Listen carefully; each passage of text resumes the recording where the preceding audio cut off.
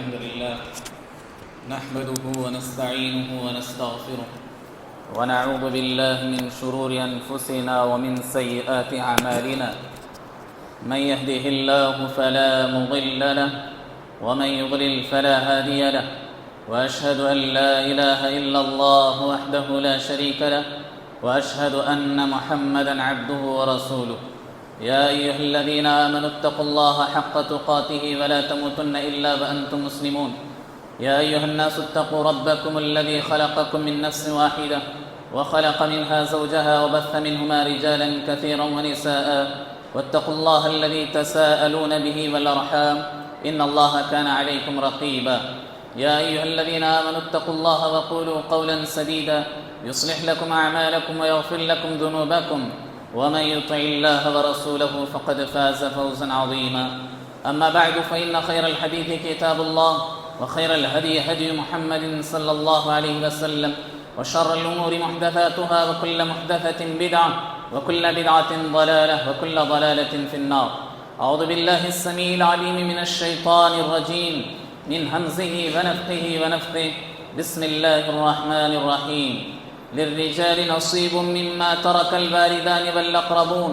وللنساء نصيب مما ترك الوالدان والأقربون مما قل منه أو كثر نصيبا مفروضا. حاضرین جمعہ اور پردہ نشین خواتین اسلام، خطبہ مسنونہ کے بعد سورہ نساء کی ایک آیت آپ کے سامنے رکھی گئی جس میں اللہ رب العالمین نے کہا مرنے والے والدین ہوں یا رشتہ دار،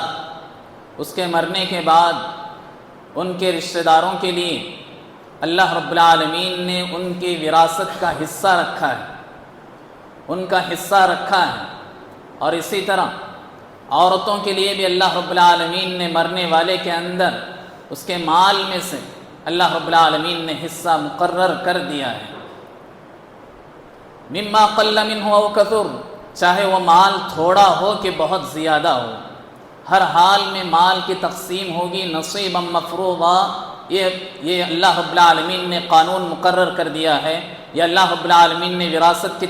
تقسیم اللہ رب العالمین نے کر دی. یہ آیت کی ترجمانی، اللہ رب العالمین نے انسان کو اس دنیا میں بھیجا اچھے اعمال کرنے کے لیے، جسے ایک مسلمان، ایک مومن اللہ رب العالمین کو راضی کرنے کے لیے ہر اچھے کام کرنے کی کوشش کرتا ہے.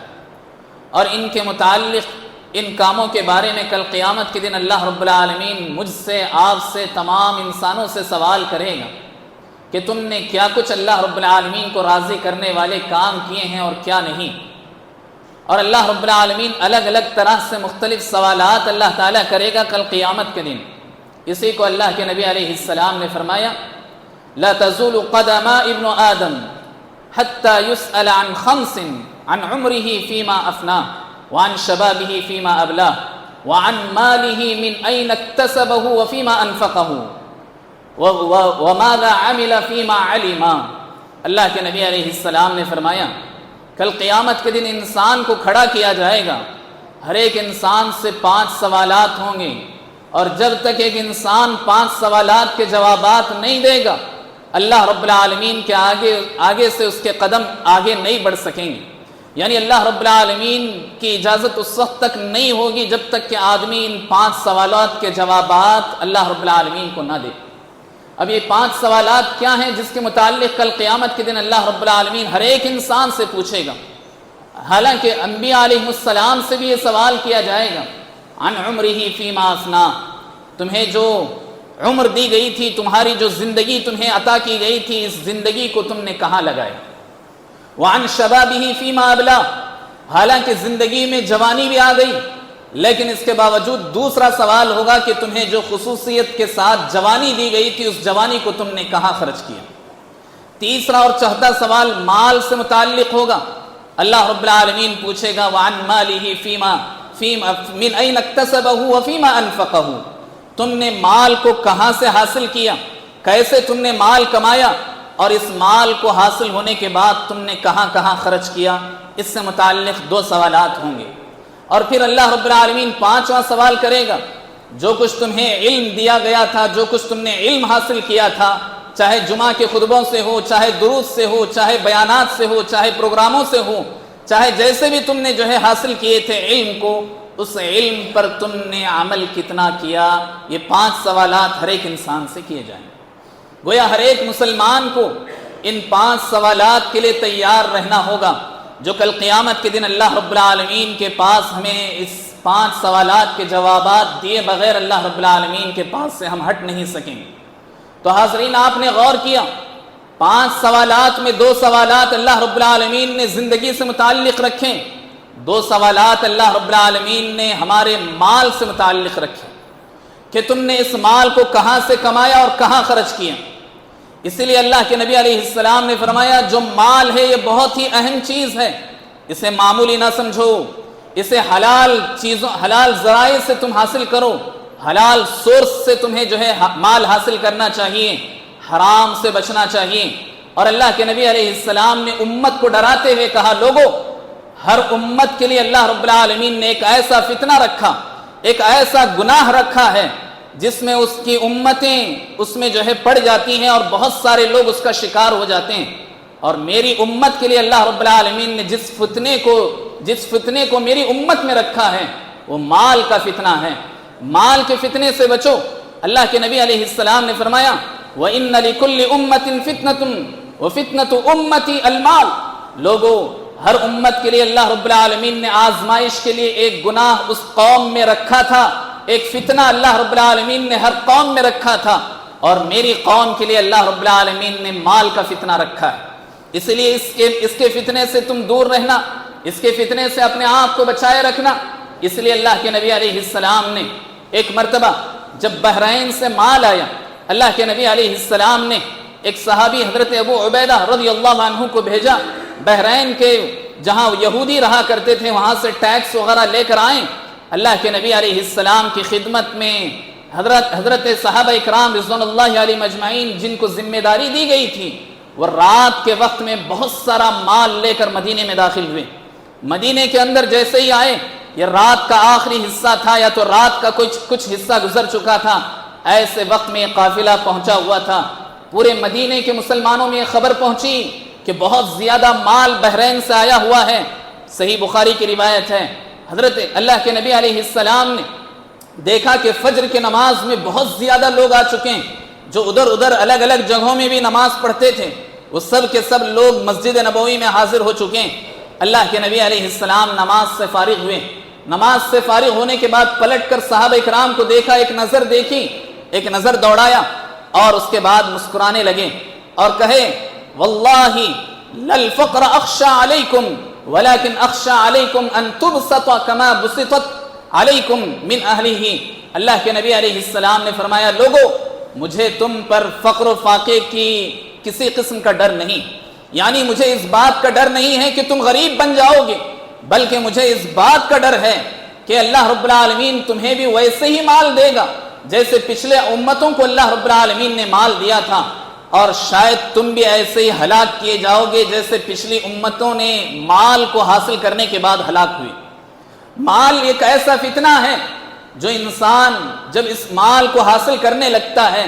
انسان کے اندر جب حرص آنے لگتی ہے، جب اس کی طمع، اس کی خواہش ہونے لگتی ہے، انسان اپنے جتنے بھی جو ہے حدود ہوتے ہیں اس کو پار کر جاتا ہے، یعنی یہ نہیں دیکھتا کہ یہ حلال ہے کہ حرام ہے، بلکہ ہر چیز کو حاصل کرنے کی کوشش کرتا ہے۔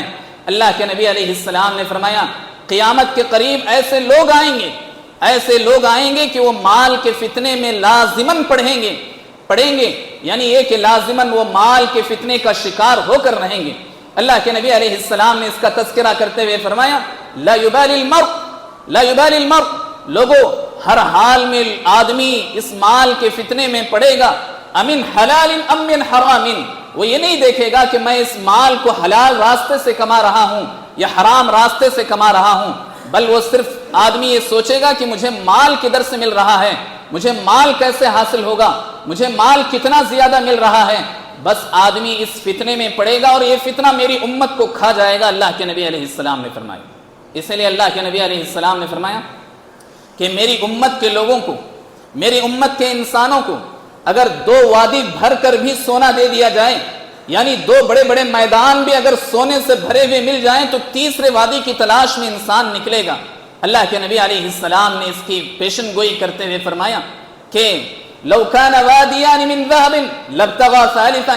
انسان کی فطرت ایسی ہے، اللہ نے انسان کا نیچر ہی ایسا بنایا ہے کہ انسان کو اگر دو بڑے بڑے پہاڑ یا دو بڑے بڑے میدان بھر کر بھی سونا دے دیے جائیں، اب وہ تیسرے کی تلاش میں پریشان ہو کر باہر نکلے گا کہ شاید مجھے تیسرا میدان بھی مل جائے، تیسرا گاؤں بھی مجھے سونے سے بھرا ہوا مل جائے، تیسرا پہاڑ بھی میرے حصے میں آ سکے، یہ انسان چاہے گا۔ اللہ کے نبی علیہ السلام نے اس کی طرف اشارہ کرتے ہوئے فرمایا۔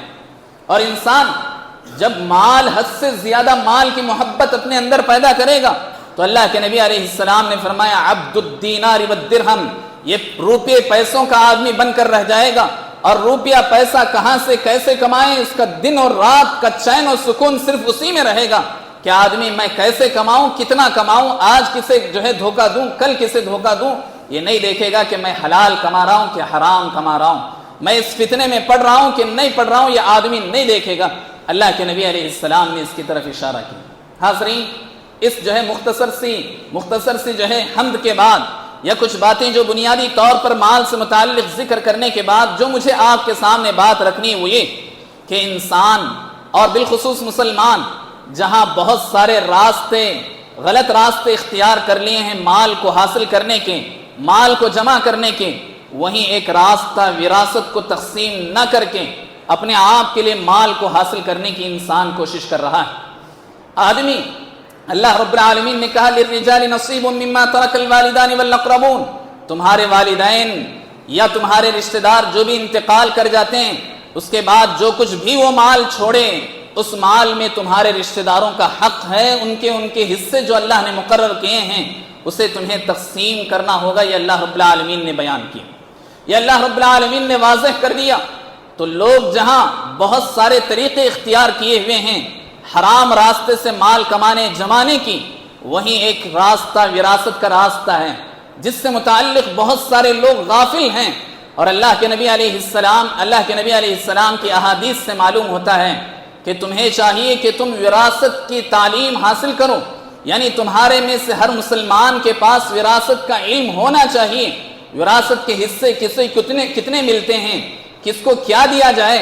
میرے مال میں سے کسے کتنا ملتا ہے، مجھے کس کے مال میں سے وراثت ملتی ہے، ہر ایک مسلمان کو اس کا علم ہونا چاہیے، اللہ کے نبی علیہ السلام نے فرمایا۔ حاضرین، اس مال کا فتنہ ایسا ہے کہ آدمی اس پر بات کرنا نہیں چاہتا،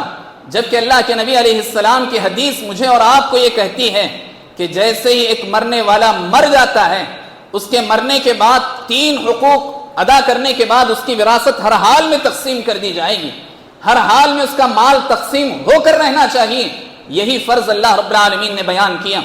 3 حقوق کیا ہیں ایک میت کے جو اس کے مر جانے کے بعد اسے ادا کرنا چاہیے؟ اللہ کے نبی علیہ السلام نے فرمایا ایک آدمی کے مر جانے کے بعد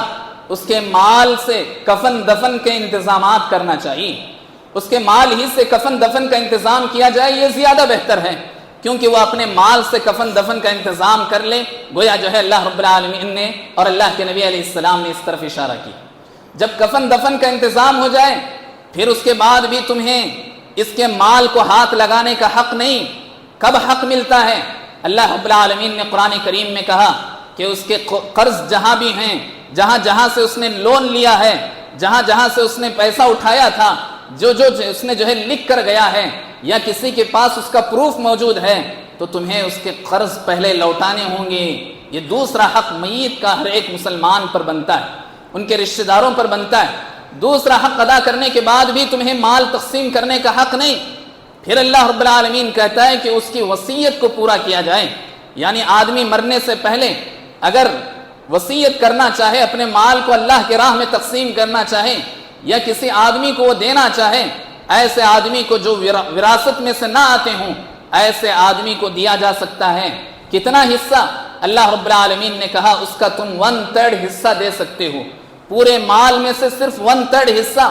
اپنے مال کا آدمی دوسروں کو تقسیم کر سکتا ہے، مرنے سے پہلے وصیت کر سکتا ہے۔ اللہ رب العالمین نے کہا وصیت کو لازماً پوری کرو، جو کچھ میت تمہارے لیے وصیت کرتا ہے۔ یہ 3 حقوق اس کے رشتہ داروں پر لازم ہوتے ہیں۔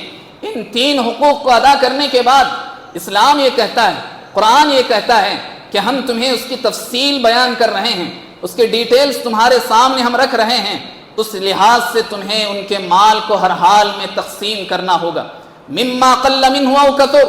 چاہے اس کا مال تھوڑا ہو چاہے بہت ہو، ہر حال میں اس کا مال تقسیم ہو کر رہے گا، چاہے وہ 1000 روپیے اس نے چھوڑ کر گئے ہوں، چاہے اس نے لاکھوں کروڑوں روپیے جو ہے چھوڑ کر گئے ہوں، ہر حال میں اس کا مال اسلامی لحاظ سے تقسیم ہوگا۔ ہر ایک آدمی کو یاد رکھنا چاہیے، ہر ایک والدین کو اپنی اولاد کو لازماً وصیت کرنا چاہیے کہ میرے مر جانے کے بعد اسلامی لحاظ سے تمہیں وراثت کی تقسیم کرنا چاہیے، یہ ہر ایک والدین کو لازماً جو ہے وصیت کرنا چاہیے۔ حاضرین، اللہ رب العالمین نے اس کے حصے مقرر کر دیے، لیکن اس کے باوجود لوگ اس کے لیے تیار نہیں ہوتے ہیں، مختلف قسم کے بہانے تلاش کرتے ہیں، مختلف قسم کی باتیں بناتے ہیں، مختلف قسم کے جو ہے باتیں لا کر جو ہے ٹھوکتے ہیں اور کہتے ہیں کہ اس کی وجہ سے ہم وراثت تقسیم نہیں کر سکتے۔ الگ الگ جگہوں پر الگ الگ قسم کی غلطیاں ہوتی ہیں، 2-4 غلطیوں کی طرف میں آپ کے سامنے اشارہ کر دیتا ہوں تاکہ وراثت کی جو اہمیت ہے وہ پوری طرح واضح ہو سکے۔ کچھ گاؤں کا جو ماحول ہوتا ہے، وہاں عام طور پر آدمی زمینات خریدا ہوتا ہے، زمینات چھوڑ کر جاتا ہے، اور جہاں تک شہر کی بات ہے، اگر کسی سٹی میں ہے تو وہاں عام طور پر اس کے نام کا فلیٹ ہوتا ہے، گھر ہوتا ہے، جو بھی ہوتا ہے، یہ اس کی جو ہے ملکیت عام طور پر ہوتی ہے۔ لیکن لوگ یہ کہتے ہیں کہ جب جو ہے گاؤں میں مر جاتا ہے تو کہتے ہیں کہ اس کے بیٹے ہیں، اس کو جو ہے پہلے کھانے دو، ان کو جو ہے ابھی تقسیم نہیں ہونا چاہیے، اور جس کی وجہ سے اس مرنے والے کے پوتے پڑ پوتے بھی جو ہے پیدا ہو جاتے ہیں، پھر بھی اس کا مال تقسیم نہیں ہوتا، جس کی وجہ سے گناہوں پر گناہ اپنے آپ پر ڈھوتے چلے جاتے ہو۔ دراصل یہ گناہ ہے اگر تم جو ہے اس مال کی تقسیم نہیں کرتے ہو اور کسی بھی طرح سے اس مال سے تم فائدہ اٹھاتے رہتے ہو، دراصل تم کسی اور کے مال سے فائدہ اٹھا رہے ہو، اس کی اجازت کے بغیر فائدہ اٹھا رہے ہو، لازماً اللہ رب العالمین کل قیامت کے دن اس سے متعلق تم سے سوال کرے گا۔ تو حاضرین، بہت سارے لوگ یہ کہتے ہیں کہ شہر میں ایک ہی گھر چھوڑ کر گیا ہے، ہاں سب بیٹے اسی میں ہیں یا بڑا بیٹا اسی میں ہے، اگر اس گھر کو نکالا جائے، بیچا جائے تو پھر وہ جا کر کہاں رہے گا؟ ہرگز نہیں۔ اللہ رب العالمین نے مجھے اور آپ کو اسلام کے جو قوانین ہیں اسے فالو کرنا فرض قرار دیا۔ میرا اور آپ کا گھر بچانا اسلام نے فرض قرار نہیں دیا، بلکہ اس کو ہر حال میں بیچا جائے گا، مرنے کے بعد چاہے ایک ہی گھر اس کا کیوں نہ ہو، ہر حال میں اسے جو ہے بیچا جائے گا، فروخت کیا جائے گا اور اس مال کو تقسیم کر دیا جائے گا۔ یا تو پھر جو بڑا بھائی ہے یا جو بھائی اسے لینا چاہتا ہے، آج کی پریزنٹ جو ہے جو قیمت اس کی ہوگی، جو آج کی قیمت اس کی چل رہی ہوگی، اس جگہ میں اس گھر کی اس لاگت جتنی ہوگی اس کے حساب سے مال جو ہے نکالے گا، اور جتنے بھی اس کے وارثین ہیں تمام میں ہر حال میں تقسیم کرے گا، تبھی اس گھر میں اسے بیٹھنے کا حق ہے، اسے اس گھر کو استعمال کرنے کا حق ہے۔ بہت سارے لوگ بہنوں کو محروم کرتے ہیں یہ کہہ کر کے ہم نے تمہاری شادی کرا دی تھی، ہم نے تمہاری شادی میں اپنا سب کچھ لگا دیا تھا، میری شادی ہونے سے پہلے میں نے تمہاری شادی کر کے اتنی بڑی قربانی دی ہے کہ میں نے جتنا کمایا تھا تمہاری شادی کے ہر آرزو کو میں نے پوری کر دی تھی، اس لیے آج تمہیں وراثت میں سے نہیں ملے گا۔ ایسے بہت سارے بھائی کہنے والے کہتے ہیں، بہت سارے بھائی یہ کہتے ہیں کہ یہ بتاؤ، بہنوں سے کہتے ہیں کہ تمہیں حصہ چاہیے یا رشتہ چاہیے؟ اگر تمہیں رشتہ داری چاہیے تو پھر تمہیں حصہ نہیں ملے گا، اگر تم حصہ چاہتے ہو تو ہم تمہیں حصہ دے دیں گے، پھر اس کے بعد تم بھائی بہنوں کے پاس نہ آؤ، اس لیے کہ باپ مر چکا ہے اور تمہارا اب یہ میکہ نہیں رہا، یہ سمجھ جاؤ۔ اس طرح کہہ کر کے انہیں دھمکیاں دیتے ہیں، انہیں ڈراتے ہیں اور انہیں جو ہے دور کرنے کی کوشش کرتے ہیں۔ یا پھر یہ کرتے ہیں، بہنوں سے کہتے ہیں کہ تم حق معاف کر دو اپنے بھائی کے حق میں۔ اللہ رب العالمین تو تم سے یہ کہتا ہے کہ تمہیں تمہارے بہنوں کا حق دینا چاہیے، زبردستی ان سے معاف کروانا یہ جو ہے عقل مندی نہیں ہے۔ کل قیامت کے دن لازماً اللہ رب العالمین اس سے متعلق پوچھے گا۔ یعنی یہ کہ بہن سے یہ زبردستی کہنا کہ تم یہ کہہ دو اپنی زبان سے کہ میں نے تمہیں معاف کر دیا، میرا حق تمہیں دے دیا، نہیں، بلکہ یہ کہو کہ میرا بھی حق تم لے لو یا میرے حق میں سے تھوڑا میں تمہیں دے دیتا ہوں، یہ کہہ کر کے بہنوں کو تھمانا یہ میرا اور آپ کا فریضہ ہے۔ یا پھر جتنا حق بہنوں کا بنتا ہے انہیں اتنا دینا چاہیے، پھر وہ جسے چاہے تقسیم کر دے اپنے دل سے، جسے وہ خوشی سے دینا چاہے وہ دے دے، لیکن پہلے تقسیم کر کے اس بہن کا حصہ اسے دینا چاہیے۔ بہت سارے لوگوں کی ذہنوں میں یہ بات بھی بیٹھی ہوئی ہے کہ ماں اگر مر جائے تو اس کے زیورات پورے کے پورے بیٹی کو چلے جانا چاہیے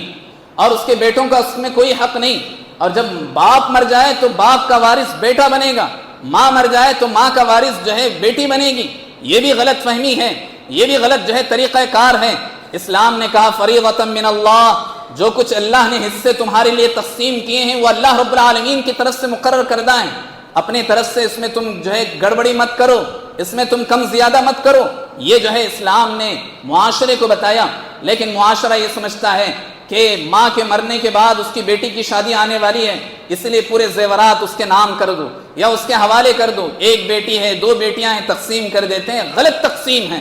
چاہے اس کے جو ہے زیورات میں آپ کو 50,000 روپے مل رہے ہوں، 10,000 روپے مل رہے ہوں، ہر حال میں اس کی جو ہے زیورات کی تقسیم ہوگی، اس میں بیٹے بھی برابر کے حق بنیں گے، شوہر بھی برابر کا حق بنے گا، بیٹیوں کو بھی جو اللہ رب العالمین نے حصہ مقرر کیا ہے اس کا حصہ اسے ملتا جائے گا۔ یہ اسلام نے ذکر کیا۔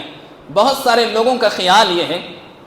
کہ جو بڑا بیٹا ہوتا ہے گھر کا، چونکہ زندگی کا بہت زیادہ حصہ اس نے جو ہے اپنے ماں باپ کے لیے لگایا، اپنے جو ہے دوسرے بھائی بہنوں کی تعلیم کے لیے لگایا تھا، اسی لیے چھوٹے بھائی لوگوں کو کم دیا جائے گا، بڑے بھائی کو زیادہ دیا جائے گا۔ یہ بھی غلط طریقہ کار ہے، یہ بھی غلط تقسیم ہے۔ اسلام نے جو تقسیم کی ہے اسے ہمیں یاد رکھنا چاہیے، اور اللہ رب العالمین نے کہا فَإِن تَنَازَعْتُمْ فِي شَيْءٍ فَرُدُّوهُ إِلَى اللَّهِ وَالرَّسُولِ إِن كُنتُمْ تُؤْمِنُونَ بِاللَّهِ وَالْيَوْمِ الْآخِرِ۔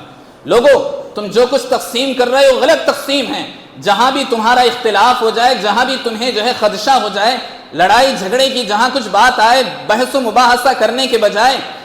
آرگیومنٹ کرنے کے بجائے سیدھے اللہ اور اس کے رسول کی طرف لوٹو، تمہارے جھگڑے ختم ہو جائیں گے اگر تم اللہ اور اس کے رسول پر ایمان رکھنے والے ہو۔ یہ اللہ رب العالمین نے کہا۔ تو گویا یہ سمجھنا کہ بڑے بھائی کو زیادہ دیا جائے گا، چھوٹے بھائیوں کو کم دیا جائے گا، یہ غلط تقسیم ہے۔ اللہ کے نبی علیہ السلام کے پاس ایک صحابی آئے، آ کر کہا اے اللہ کے نبی، میرے مال میں سے میرا باپ خرچ کرتا رہتا ہے، میرے مال میں سے کچھ نہ کچھ روزانہ میرا باپ لے لیتا ہے، اپنی ضرورت کے مطابق اٹھاتا رہتا ہے۔ اے اللہ کے نبی، اس سے کہو کہ وہ میرے مال میں سے نہ لے، یا میری پرمیشن کے بعد ہی میرا مال اٹھائے۔ اللہ کے نبی علیہ السلام نے فرمایا صحابی سے انت ومالک لابیک، تم بھی اور تمہارا سارے کا سارا مال بھی تمہارے باپ کا ہے، تمہارا اصل حق نہیں۔ یعنی یہ کہ اللہ کے نبی علیہ السلام نے فرمایا کہ تمہارے باپ کو پورا حق ہے، وہ تمہارے مال سے استعمال کر سکتا ہے۔ گویا تمہاری ذمہ داری ہے تمہارے والدین کو دیکھ بھال کرنے کی، تو پھر تم نے اس ذمہ داری کو ادا کیا تو اس کا اجر اللہ رب العالمین کے پاس ہے۔ وراثت میں یہ سمجھنا کہ بڑے بھائی کو زیادہ دیا جائے گا، چھوٹے بھائی کو کم، یہاں تک اسلام نے کہا کہ اگر کوئی مرد مر جاتا ہے اور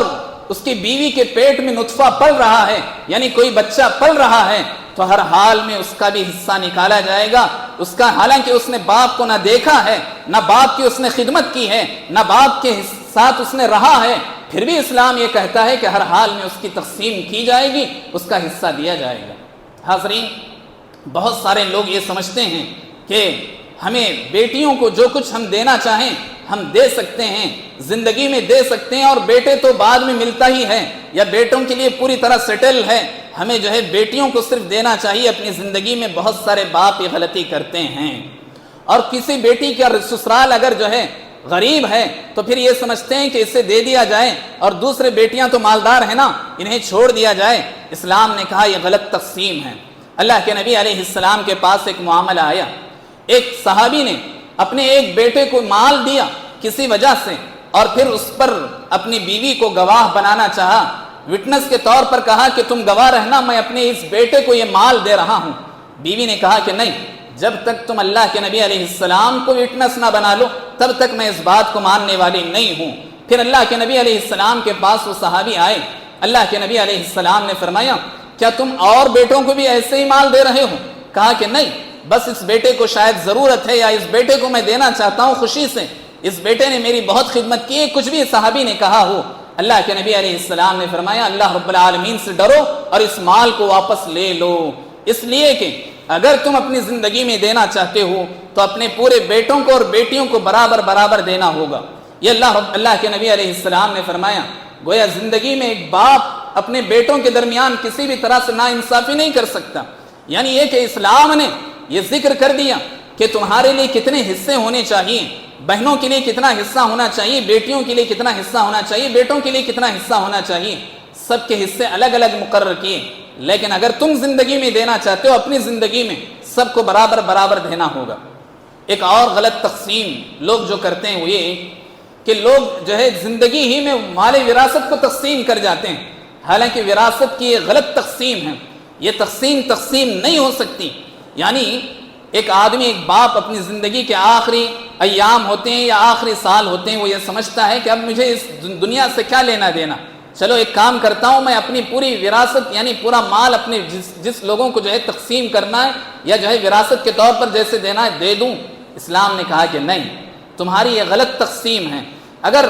تم سے پہلے تمہارا بیٹا مر جائے تو پھر بہت سارے جو ہے گڑبڑیاں پیدا ہو جائیں گے، بہت سارے مسائل کھڑے ہو جائیں گے۔ اس لیے اسلام نے کہا کہ وراثت تمہارے مر جانے کے بعد تقسیم ہوگی، اور ویسے ہی تقسیم ہوگی جیسے اللہ رب العالمین نے تقسیم کیا ہے۔ اور اللہ رب العالمین نے یہ بات بھی بیان کی، تلک حدود اللہ، تلک حدود اللہ، لوگوں یہ اللہ رب العالمین کے حدود ہیں، اس سلسلے میں اللہ تعالیٰ سے ڈرتے رہو۔ یہ فرض ہے کہ کسی کے بھی مر جانے کے بعد جب 3 حقوق ادا کر دو تو پھر اس کے بعد ہر حال میں اس کے مال کی تقسیم کر دو۔ اگر تم ایسا نہیں کرتے ہو تو پھر یاد رکھو، اللہ کے نبی علیہ السلام نے فرمایا کہ شبرا من الارض، جو آدمی کسی آدمی کی تھوڑی سی بھی زمین ہڑپ کرتا ہے، کوئی بھی حقوق حاصل کر لیتا ہے بغیر اس کے جو ہے حق ادا کرے کے، یعنی اس کا کوئی حق مار لیتا ہے، کل قیامت کے دن اللہ رب العالمین 7 زمینوں کا طوق اسے پہنائے گا۔ آج لوگ یہ سمجھتے ہیں کہ بڑے بیٹے کو جو ہے 10 ایکڑ ہے زمین تو جو ہے بڑے بیٹے کو 5 ملنا چاہیے، باقی 2 بیٹوں میں جو ہے 2.5 تقسیم کر دینا چاہیے۔ یہ غلط تقسیم ہے، اور اللہ کے نبی علیہ السلام نے بھی فرمایا اور اللہ رب العالمین نے بھی کہا کہ کل قیامت کے دن ایسے لوگ جو ہے اس طرح تقسیم کر لیتے ہیں، یہ ایکڑ تو چھوڑو، ایک اگر بالش بھی زمین تم کسی کی ہڑپ کرتے ہو، کسی کا حق تم حاصل کرتے ہو، 7 زمینوں کا طوق اللہ رب العالمین تمہارے گلے میں ڈالے گا تم اگر کسی کا بھی کسی بھی طرح سے حق جو ہے حاصل کرنے کی کوشش کرتے ہو۔ اسی لیے اللہ رب العالمین نے کہا تم اللہ رب العالمین سے ڈرتے رہو، وصیۃ من اللہ، وصیۃ من اللہ۔ اللہ رب العالمین نے وصیت کہا کہ یہ بات جو میں تمہیں بیان کر رہا ہوں یہ وصیت ہے، اسے تمہیں نافذ کرنا ہوگا۔ وصیت کسے کہتے ہیں؟ آدمی عام طور پر مرنے سے پہلے جو بات کہہ کر مرتا ہے اس کو بڑی امپورٹنس دی جاتی ہے، اس کو بڑی اہمیت دی جاتی ہے۔ اللہ رب العالمین نے کہا جس طرح تم اس بات کو اہمیت دیتے ہو ویسے ہی ان چیزوں کو بھی اہمیت دے کر کے تمہیں اللہ رب العالمین کے ان حصوں کو تقسیم کرنا چاہیے۔ حاضرین، ایک بڑی اہم بات یہ کہ اللہ رب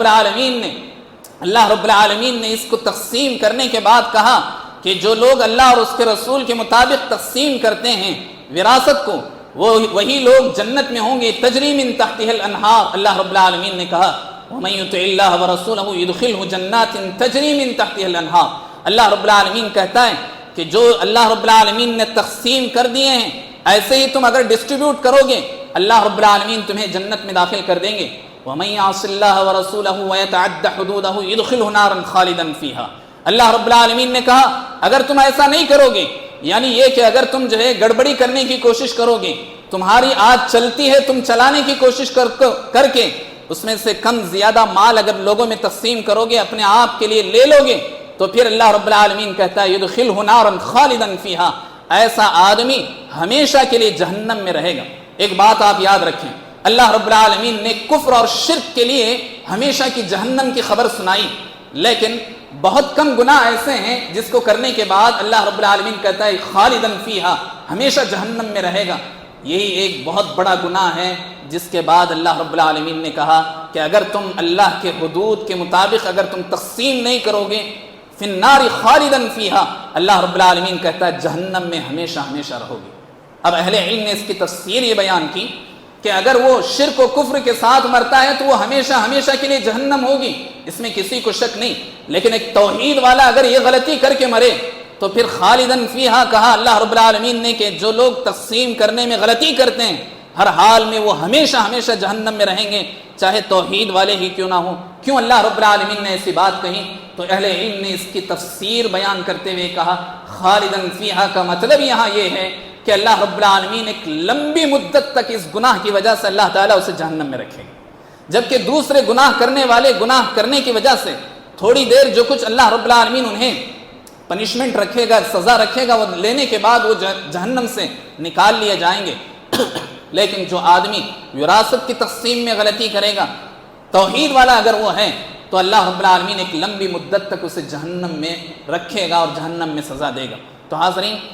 جو حصے اللہ رب العالمین نے مقرر کیے ہیں، انہی حصوں کے مطابق ہمیں جو ہے اللہ رب العالمین سے ڈرتے ہوئے، اللہ رب العالمین سے جو ہے ڈرتے ہوئے ہر حال میں تقسیم کرنی ہوگی۔ ایک بہت بڑی غلطی جو یہ کرتے ہیں، بہت سارے لوگ یہ سمجھتے ہیں کہ اگر میرے گھر میں بیٹا نہیں ہے، بیٹیاں ہیں، تو پورا مال ان کے نام کر دیتے ہیں۔ اللہ رب العالمین نے کہا کہ نہیں،